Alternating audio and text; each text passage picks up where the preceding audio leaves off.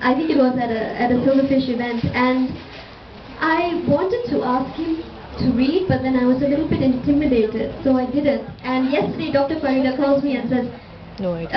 Datuk Shan wants to read. Can we have him? I said, well, of course. So they've informed me that they've come up with a duet of sorts.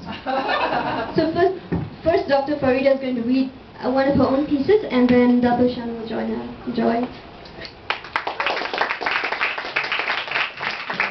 Good evening. Well, this one is actually dedicated to Sharon. Congratulations on this book launch. She loved this so much, so I said, okay, I'll read it out tonight, this evening.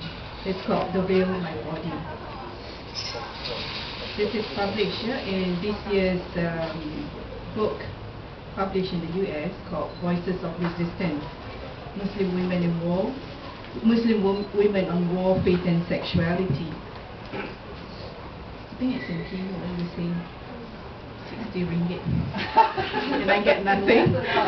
But anyway, here's sharing with you. It's just a piece of cloth. It rocks the world. It shapes a civilization. A civilization misread. It's trapping, says the untutored. It's oppressing, echoes the unlearned. The veil is my body. The veil is also my mind. The veil defines my cultural identity. The veil is who I am. Your slurs and instructions that I rip it off my head is like a rape of my body, an invasion of my land. It's just a piece of cloth, but after Palestine, Iraq, Afghanistan, Maluku, Kosovo, this is all I have. Alright, my partner in crime. I would like to share with you how this poem, which was like written last night over emails. I said, Datuk Shan, come and join me, let's do a duo. I write the first stanza, you write next, send it back. So it was going back and forth last night at 11 o'clock, and here we are. Alright, it's called A Dialogue Between Two Generations. Tata is grandfather in Indian. The day you told us of your journey to this new land, I half listened between Men TV and instant noodles. You spoke of the early days' hardship and how lucky we were. You collected empty bottles, sold used newspapers to pay for Dad's school and his 6 other siblings. I heard your stories too often that I could tell you which line was missing.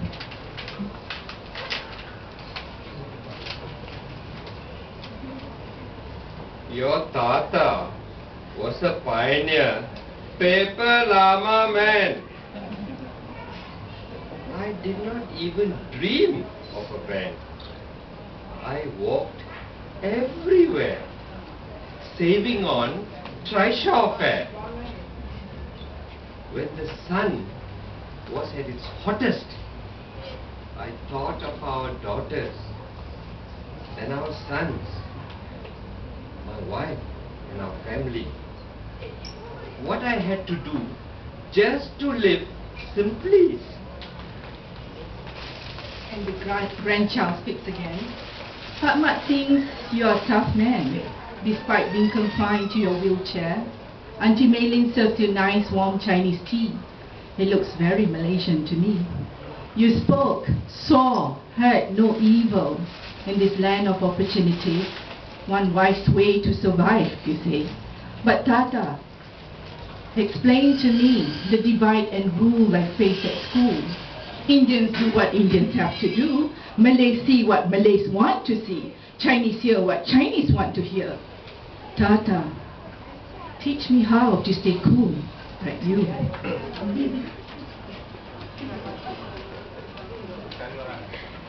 I only look cool. Don't judge a look by its cover. The colonials started the divide and fool. But do we need to perpetuate it as a rule? Must a Malaysian fear and face loneliness in his own homeland? almost everyone else here is first a Malay, a Chinese, an Indian, an Iban, or a Kadazan. And now, first a Muslim, Buddhist, Christian, Hindu, or a holier than thou, even within his own community. Must a Malaysian be relegated down to the others straitjacket for being none of the above racial or religious categories first? A Malaysian lost in Malaysia, will she, he be found? By whom? When? Thank you.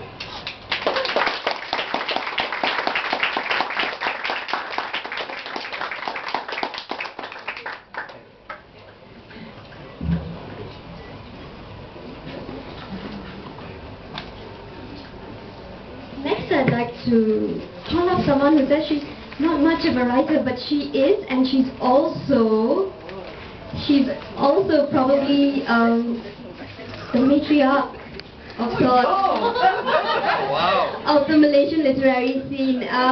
Sharon Bakar. Sharon has done a lot for me because she edited the anthology Collateral Damage, which was one of my earliest publishings. Yeah, so Sharon.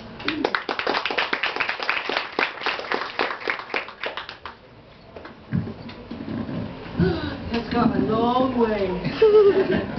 Yeah. So my claim to fame one day is going to be I'm the first person who ever published Sharanya's piece. That will do. Okay.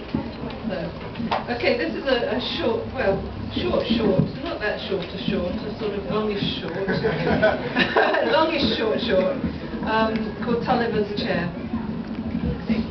Sorry.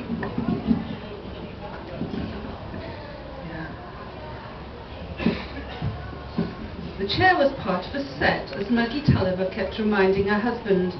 6 oak chairs to match the heavy dining table that had been a wedding present from her parents. Whoever heard of a dining set with 5 chairs, for heaven's sake? It simply wasn't right.